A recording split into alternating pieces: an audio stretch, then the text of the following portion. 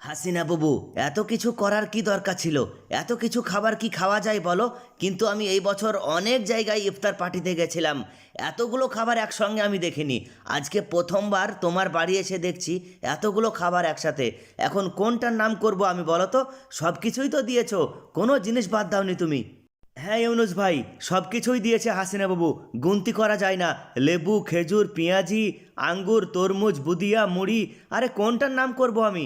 নাম করতে করতে গলা শুকিয়ে গেল। আর কতক্ষণ সময় আছে মোদি চাচা, একটু বলবা? আমার তো আর ধৈর্য হচ্ছে না, মনে হচ্ছে এখনই খাওয়া শুরু করে দিই। আরে খাবে কাদের ভাই, খাবে, একটু অপেক্ষা করো। আজান তো হতে দাও। সারা দিন শুকিয়ে আছো, রোজা রেখে আছো, আর এখনই খেয়ে ফেলবে? আজান হতে দাও প্রথমে। হাসিনা বাবু, কাঁদের ভাইয়ের কোনো দোষ নেই। কাঁদের ভাই এরকম খাবার কোনোদিনও দেখেনি। আমার মনে হয় কাঁদের ভাই জীবনের প্রথমবার এত ভালো ভালো খাবার দেখছে, সেই কারণেই তো বলছে আজান হওয়ার আগেই খেয়ে ফেলবো। গাধা কোথাকার, একটু অপেক্ষা করো, আজান হতে দাও প্রথমে।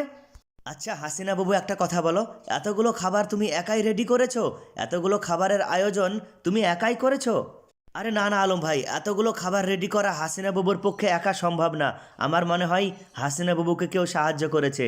হাসিনা বাবু, এতগুলো খাবার তুমি একাই রেডি করেছো আমাদের জন্যে? হ্যাঁ সাকিব ভাই, আমি একাই রেডি করেছি এতগুলো খাবার। তোমাদের বিশ্বাস হচ্ছে না? মোদিজিকে জিজ্ঞেস করো। সাকিব ভাই, আলম ভাই, হাসিনা বাবু ঠিকই বলছে। আমি সাহায্য করার জন্য এসেছিলাম হাসিনা বাবুর, কিন্তু এসে দেখছি হাসিনা বাবু আগেই রেডি করে ফেলেছে। তো কি করব মোদিজি বলো? তোমাকে আমি বলেছিলাম বিকেল 4টের সময় আসতে, তুমি আসছো আজানের একটু আগে, বিকেল 5:30টায়। তোমার জন্য আমি রেখে দিতাম বলো? রেখে দিতাম? এইগুলো আমি একাই রেডি করেছি।